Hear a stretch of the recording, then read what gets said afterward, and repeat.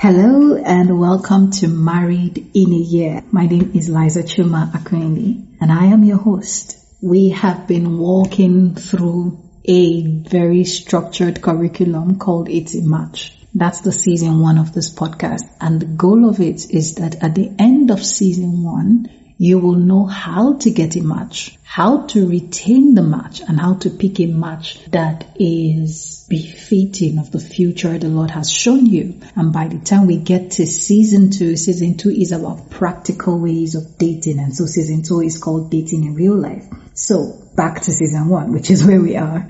Today is the beginning of Complicated Match. The season is divided into 6 parts. And so this is part 3. Part 1 was Selfish Match, which was where we dealt with your needs, your status, and your future. Then we went to part 2, which was Hard Match. We dealt with the dating pool, we dealt with flirting, we dealt with keeping the spark. And in the course of that duration, we also had what was called Ask God for a Matchmaker. It was a 7-day prayer. So if you haven't checked it out, please click the link in the description and find the Ask God for a Matchmaker prayer. You will need that prayer as you move forward, because the person you are to marry may not be in front of you, but they may be in front of someone else, and you need that person to be favorable towards you, and you also need to have the right disposition, and that's what the prayer is about. So let's get into today's episode called Sabotaging Behaviours and Limiting Beliefs. If you do not know before now, I used to practice as a therapist, and limiting beliefs come up a lot in that place. My clients, the people who coach me, the people I respect, the people I meet at events, limiting beliefs tend to come up often. And so even as I pivot into matchmaking and dating, it's only natural that I will start to see, this is also a pattern when people date. And because this is a faith-based platform, we're going to look at scriptures, we're going to look at the regular everyday life. And so in this episode, which is focused on the general conversation, we will just go into sabotaging behaviors, and on Saturday when we pray, we will look at the scriptural side of it. So don't forget to tune in on Saturday. Limiting beliefs are believed to be things you hold as sacrosanct that are necessarily not good for you. They are not good for you in any way or form, but for some reason they are sacrosanct to you. They are things that do not permit you to go beyond a certain ceiling. And so in order for you to know your limiting beliefs, you would need to move outside of your comfort zone. And I know that's something that has been overflowed, but stay with me. If you do something a certain way consistently, you are likely to assume that this is the way you do it, rather than realizing that the reason you do it this way is because you don't know how to do it another way, or because you don't have capacity to do it another way. Good example in dating, you only date people you meet in real life. That is fantastic. It sounds like you love connection. Whereas part of the reason you don't date virtually is because you don't know how to communicate with your words. You are someone who only communicates with your facial expression. So if we don't see your face, you are not a great communicator. Part of the reason you may not be dating virtually is that you are terrified of how to be secure online. So you probably don't know how to draw boundaries online. But because you don't date online, we don't know that that limit exists. Now, you may not be someone who dates online because you don't believe anybody on the internet is a human being. You think everyone online is a bot, is a robot somewhere that is being programmed by someone, and while there are tons of it, you don't know how to connect to another person. So again, communication issue comes up. Or for some other people, it's a competition thing. Or there are so many people online, who is going to pay attention to me? You believe you are not worthy of being seen. You believe you are not worth the fight. You believe you don't have what it takes to compete. And so on account of this belief, you've put a stopper on yourself. And you say to yourself, I only date this way. I only go this way. I only do this way. Or when you even try to go above and beyond, you find that it doesn't work. So you tell yourself, I'm going to go out today and I'm going to say hi to someone. But the moment you got outside, you're thinking, nobody likes me. Everybody's looking at me in a funny way. All of that are your beliefs in your mind. So the question is, what do you believe? But that's such a general, open-ended question. So let's trim it down. What do you believe about your appearance? What do you believe about your voice? What do you believe about your looks? How do you think people perceive you? What do you believe about the dating market? What do you believe about your value in the dating market? If a prince was competing for the same lady you loved, what would be your response? If a billionaire loved the same man you loved, what would be your response? Why would you back off? Why would you fight? See, those questions I'm asking, they are called journal questions. The idea of it is to answer them. They are not rhetorical questions. You ought to answer them.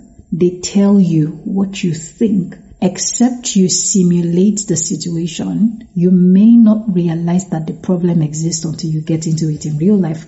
Unfortunately, fortunately, your mind does not differentiate reality from thoughts sometimes. And most times actually, if not all the time. And so the benefit of it is, if you were asking yourself this question, your brain will process it like you're dating someone and you need to actually figure that out. There are some people listening to me who can't date wealthy people. They don't believe they have what it takes to marry a wealthy person. Many years ago, I remembered hearing an older woman, and when I say older woman, this was a properly old, mature person who said when she was younger, she never dated attractive men because other women were going to want him. That's a limiting belief, that she is not attractive enough, that if 10, 15 other attractive women wanted her man, that she will be most outstanding. She didn't believe in herself in that way. Some people may say is low self-esteem. Low self-esteem is very general. It's an assumption. We're assuming this person does not value themselves. It's not as much low self-esteem as it's a general belief issue. That same person is likely not to show up for a job that they are qualified for if they feel someone more qualified wants the same job. So they are not less qualified, they are actually qualified. But because they think someone more qualified wants the job, they'll back off. There is a possibility that this person has a problem with competition. It's not just self-esteem, it's competition. Well, it would take a therapist in a one-on-one session to break that down, depending on who you're working with. And so what do you believe about yourself and how does it play out in your behavior? So this person I just used as an example has a fear of competition. That fear of competition shows off as, oh, I only date men that are average. And the downside of it is, if this person is well exposed and if this person is a person who's well traveled and if this person is a person who has options, there's a part of them that realizes that they could get more. You see that self-betrayal they feel, that grief they feel, it's always going to play out in how they date. They are going to date and be resentful. They may not be resentful of their partner, but they may end up resentful of themselves because they knew they could have done better and they did not do better because there was a limiting belief. There was a sabotaging behavior. Now, how can you break the cycle? You need to know what cycle you are in first off. If you find out all the people you date are usually people who don't know how to call you, you are the common denominator. There is a reason you keep picking people who don't know how to call you. Either because you enjoy being the person who is the giver, or you're always giving and you don't know how to receive, and when you meet people who know how to give, you turn them back because to you now giving has become a competition. And when people say things like, oh, I want a feminine woman, and then they start to complain about wanting a woman who can take charge of things. Now, it doesn't mean feminine women cannot take charge of things. It does mean that although these men say they want feminine women, they actually want women who project as if they are feminine, but are actually masculine. What that looks like is this woman dresses up, she makes up, she wears girly outfits, but her disposition, her thought process, her tendency to fix people is very masculine, and so her being feminine is a facade. I think it's not Jane Gunter, I can't remember the name of this author, the author of Feminine Lust. She describes that kind of woman as a false feminine. The same thing happens for women who say, oh, they want men who are very masculine. And when they say men who are very masculine, they reference men who take charge of situations, men who not necessarily just provide as merely, but men who have a tendency to step in and be protective Yet they complain that these same men are not as emotionally present. And when they say the man is not emotionally present, they don't mean he's emotionally out of touch. They mean he doesn't respond like one of their girlfriends. So they want a man who appears masculine, sounds masculine, but is one of the girls. You see this tendency to pick consistently the same kind of people, it speaks more to you. In which case, number one, you need to know the problem that has occurred more than twice in your life. If you've dated the same person twice, you need to find out what the issue is, because you're likely to do it a third time. Your last relationship was 5 years. It's not going to make any significant difference if you didn't heal or fix anything in the 5-year duration. The next time you date that pattern again. Because time doesn't necessarily fix emotional issues. Time just buries them. That said, number 2 thing you want to do is go to therapy. Get professional, structured help. It is called intervention for a reason.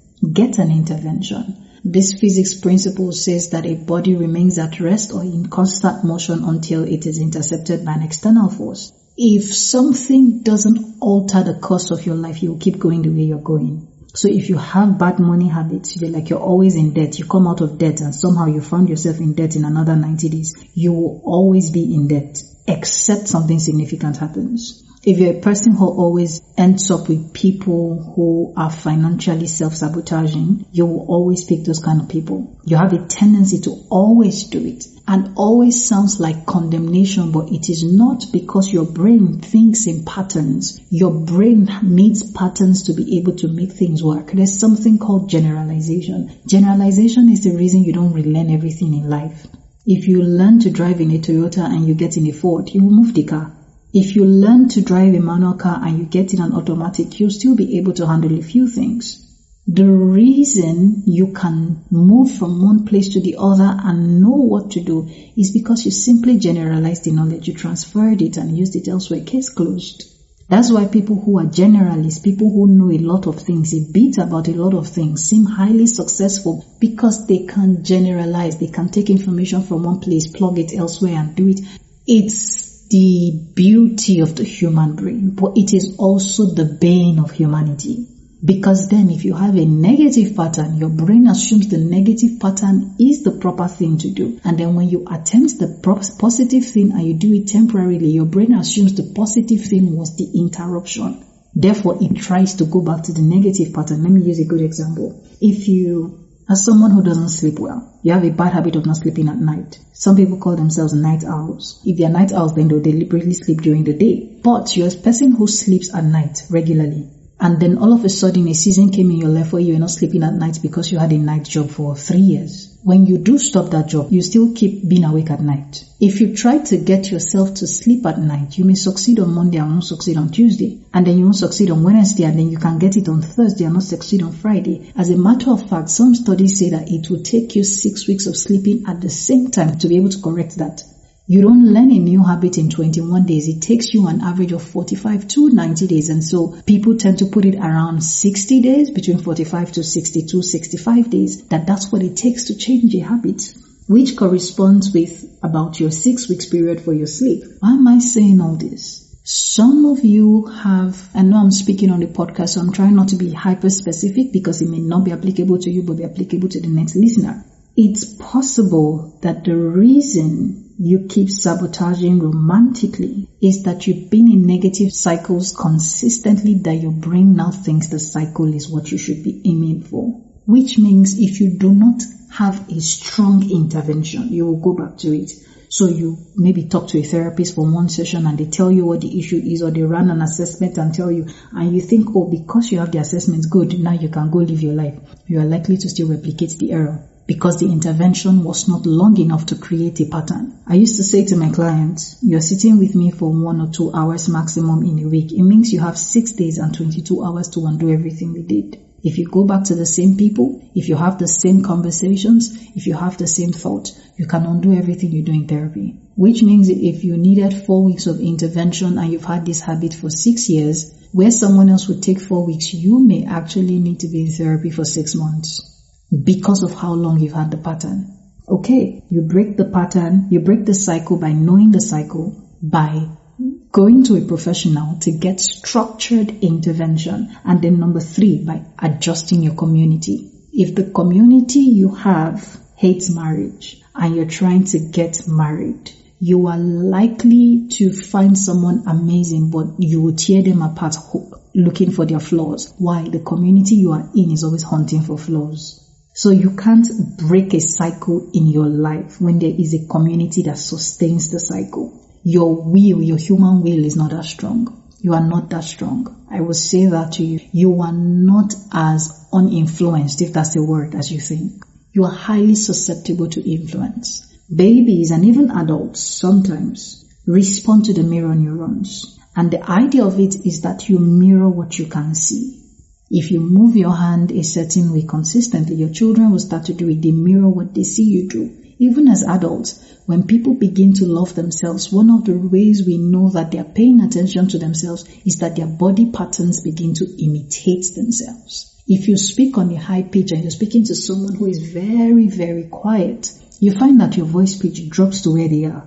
Why? You're mirroring them. Okay, so you break the cycle by changing your community. How do you know your sabotaging behaviors and limiting beliefs? Well, what are you afraid of that you therefore overly prepare for? When you hear people say things like, I'm always a giver, that's why I don't have time for people, I don't deal with people who don't give. The reason they are that overly prepared is that they're afraid nobody's going to give them. Instead of admitting that fear, they pretend that they don't care about people.